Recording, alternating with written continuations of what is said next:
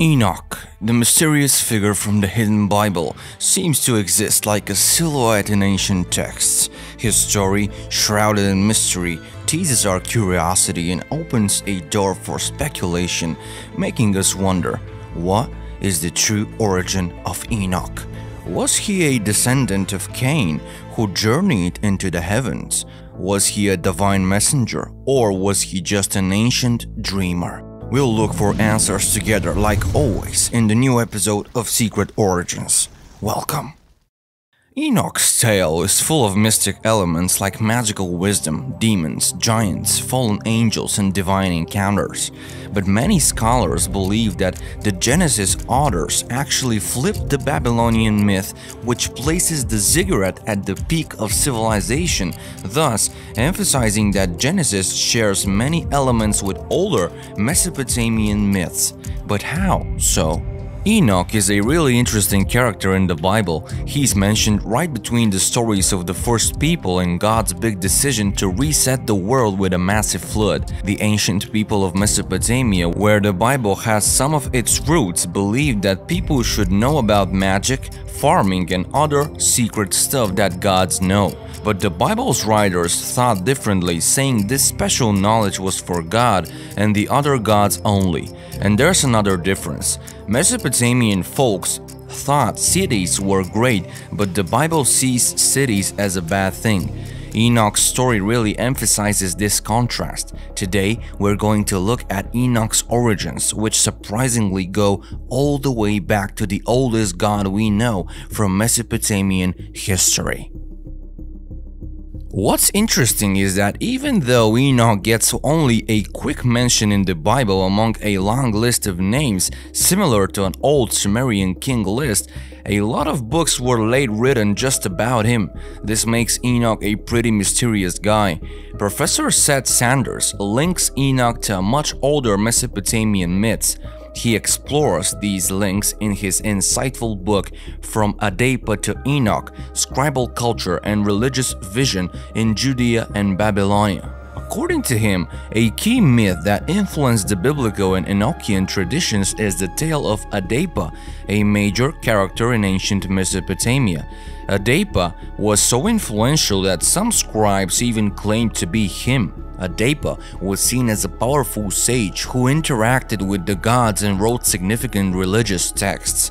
Enoch and even Moses are seen as similar figures, being described as heavenly revealers.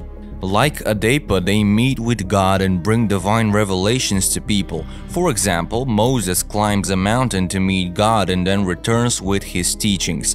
Enoch does something very similar. The importance of these figures is their role as intermediaries between the divine and human worlds. The scribes of the Dead Sea Scrolls often depicted themselves as existing in heavenly realms, much like a passage in Ephesians does. Notably, the first evidence of scripture comes from these scrolls.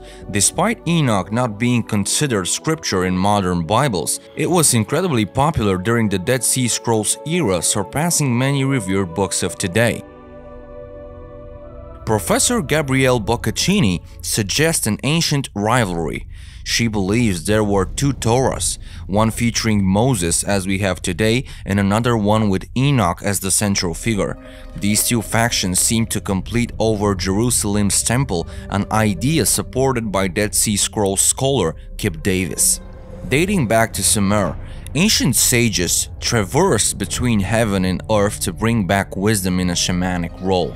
They were believed to reveal divine secrets of the universe, often used to legitimize rulers' authority. This spiritual insight gave these sages a certain level of protection and power over others. They were often employed by kings and viewed as authority figures by followers of their religions. Even then, people criticized them, much like we critique religious leaders today, accusing them of profiting of their roles. An interesting fact is that Sumerian and Mesopotamian tales are well documented on clay tablets, many originals of which we still have. Unlike the Bible, which was recorded on materials like parchment and papyrus that haven't stood the test of time, these ancient stories have been well preserved.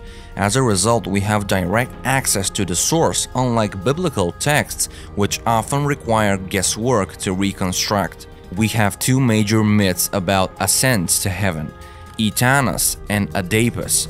In the myth of Etana, a Sumerian king named Etana is infertile and seeks the plant of birth from the gods. In the detailed story, an eagle breaks its promise to a serpent and eats its children. The serpent traps the eagle in a pit as revenge.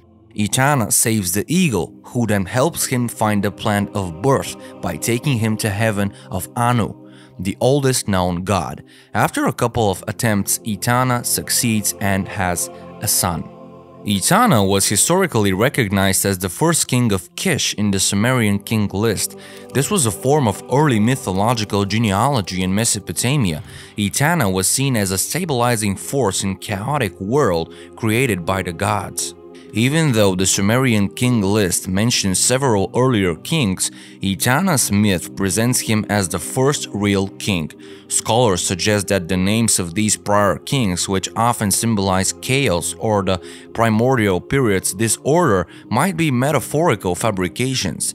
At its core, Etana's tale is a story about unwavering faith in the divine, a message that echoes through time. The myth invites us to trust in powers beyond our understanding. While these tales provide wisdom, it's wise to approach them skeptically. Interestingly, we have a documentation of the Etana myth before the invention of writing, with several seals showing a man ascending to heaven on an eagle's back. Meanwhile, the Oedipus myth, recorded during the Old Babylonian period, gained popularity over time. Many of the powerful Neo-Assyrian kings, such as Sargon II, who conquered Israel, were equated with Oedipus. But do we know more about Oedipus? In Mesopotamian mythology, there's a fascinating character named Oedipus. His story, Oedipus and the South Wind, has been pieced together from tablets found in Egypt and Assyria. The oldest records of Oedipus come from Sumerian tablets dated between 19th to 16th century BC. His name often used in exorcism rituals, and he was seen as a wise ruler. Some even associate him with the Apkallu, also known as Wana. Oedipus' story goes like this. After a great flood, when people were lost, Oedipus emerged as a guide. He was a human and a faithful priest of the temple of Enki, the lord of magic and secret knowledge in Eridu city. Enki gave Oedipus wisdom, but not eternal life. Once, when Oedipus was fishing in the Tigris River for a temple offering, the south wind capsized his boat. Angry, Oedipus used a magic spell to break the wind's winds, stopping it from blowing for 7 days. Oedipus, a human, disrupts the natural order of the world by stopping the south wind, which is essential for farming. This surprises Anu, the oldest known writing god, who calls Oedipus to heaven for an explanation. Before his trip, Oedipus is warned by his god Enki about a trick awaiting him in heaven. He will be offered deadly food and water. He is advised to accept garments and oil but refuse food and drink, mirroring the story from the Garden of Eden. In heaven, Oedipus explains that the wind attacked him, which amuses Anu. As advised, Oedipus accepts the offered garments and oil but declines the food and water of life. When Anu inquires about his refusal, Oedipus mentions Enki's instructions. This leads Anu to laugh at Enki's actions and pass a judgment on Oedipus, which in turn explains why humans suffer diseases. Finally, Oedipus is sent back to Earth. In ancient civilizations like Assyria and Babylon, wisdom literature, magic, and mythology had key roles in serving the kings. Despite changes in power from the fall of Babylon to the rise of Persia, temples and priesthoods remained influential. Without a central king, scribes often became the key authority figures holding vast knowledge. The appearance of apocalyptic ideas coincident with the decline of native kingship. The Uruk king list pairs kings with notable sages who were keepers of secret knowledge and healers. One of these sages was Lamashtu, an infamous demon known for harming newborns in ancient Mesopotamia. This figure is considered a predecessor to Lilith, a key character in Jewish lore believed to be Adam's first wife. The moral of her story in a male-dominated society was a warning against wives arguing with their husbands, especially about intimate matters. In the colorful landscape of ancient Mesopotamian lore, one hero stood against the evil demon Lamashtu, Adapa. A plaque from between 9th to 7th centuries BC shows Adapa dressed like a fish, protecting people from expecting mothers from the demon. This rich history tells us about a world where scribes gained power, demons were real threats, and heroes stood up to fight them. This is an example of how power, mythology, and cultural beliefs influence a civilization's collective consciousness. A fascinating question arises when comparing Judean scribes and Mesopotamian traditions. Specifically, there are clear similarities between the stories of Adapa and Enoch. Both are seen as celestial messengers from ancient times and are personified by scribes. Although their narratives don't share many words, there are striking structural similarities between the two, suggesting a potential connection. For instance, Professor Jonathan Ben Dove noted a notable similarity between the astronomical knowledge in Enoch's story and Adapa's tale in Mesopotamian literature. This suggests a potential link between the two narratives during the late Persian period. By the end of the Persian period, the same individuals controlled the temples and educations in both societies. In Babylon, education was centered around Aramaic parchment writing. As native Babylonian families revolted against Persian rule, scribes assumed control of Babylonian temples. These scribes, trained in Aramaic, became teachers of Hebrew scribes, instructing them in writing. It's clear that Hebrew scribes during the Hellenistic period started to use an Aramaic script, which is seen in their writings. The influence of Aramaic scholars was broad, reaching throughout the Persian and Hellenistic empires, which affected intellectual culture significantly. Evidence for this can be found in the Aramaic Levi documents from the Dead Sea Scrolls. These documents use a base 60 mathematical system which is rooted in Sumerian tradition and also feature Babylonian-style astronomy. The Adapa myth from Mesopotamia and the concept of the Apkallu, also known as the seven sages in Mesopotamian mythology, appear to have greatly influenced the authors of the Enoch literature. The number 7 often symbolizes completeness, perfection, and divine order in ancient cultures. Enoch being the 7th generation from Adam and the Apkallu being 7 sages shows their connection to divine wisdom and their high status. The Apkallu were thought of as semi-divine beings with great knowledge and skills that they share with humans. They were often shown as half human, half fish or bird, and were admired as ancient wise men and helpers of civilization.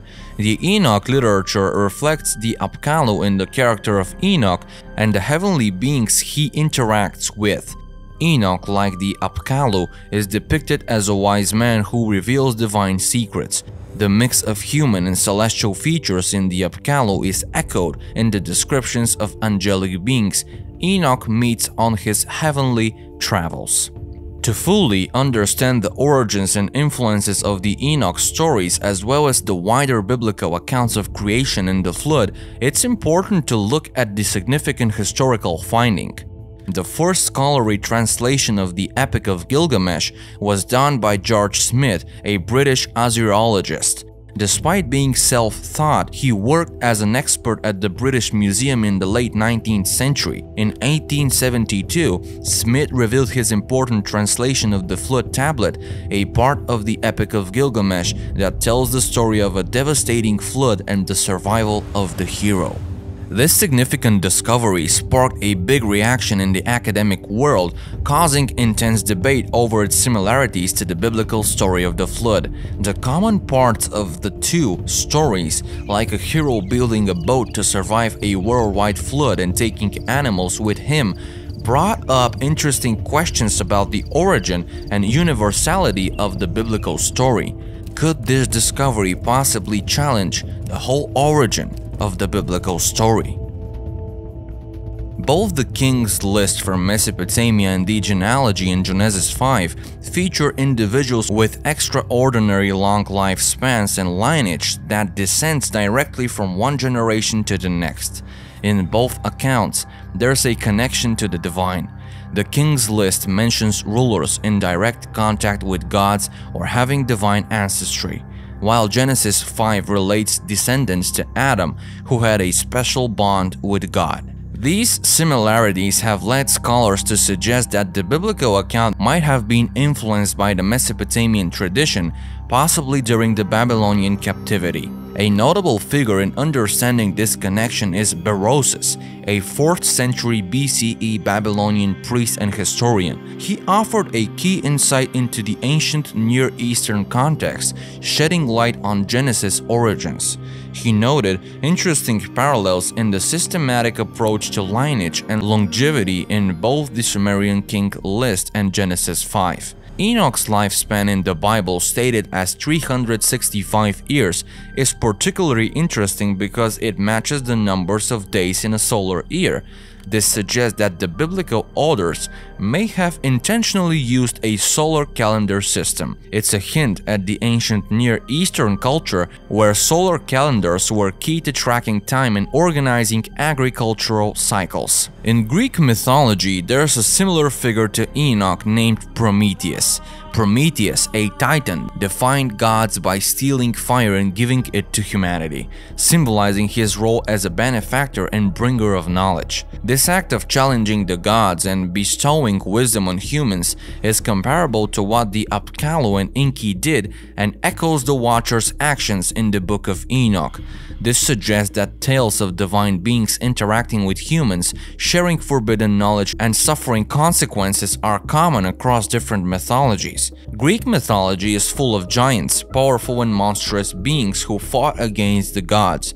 Similarly, in the Book of Enoch and Genesis 6, we see giants created when divine beings mate with human women. In the Book of Enoch, part of Jewish and early Christian traditions, rebellious angels called the Watchers descend to earth and teach humans forbidden knowledge. The rebellion against divine rulers is seen as a violation of the cosmic order, leading to humanity's corruption and downfall.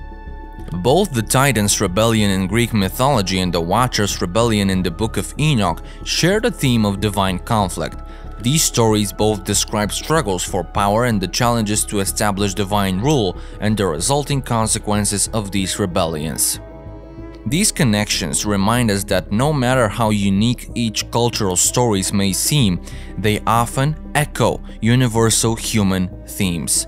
One figure stands out from our discussion: Enoch. From an obscure figure in Genesis, Enoch ascends to a central role in Enochian literature, his experience mirroring those of divine figures like the Mesopotamian Apkallu and the Greek titan Prometheus. These figures, acting as intermediaries, embody themes of divine knowledge, rebellion, and interaction with humans. This leaves us with an intriguing question. As we continue our journey into the depths of ancient mythology, what other connections will we discover? And most importantly, what secrets does Noah, the great-grandson of Enoch, hold that could further unravel the intertwining threads of these ancient stories? Did Enoch knew something even more deeper about our true cosmic origins? We bow before you and thank you for watching another episode of Secret Origins. Keep your minds open, and until we meet again.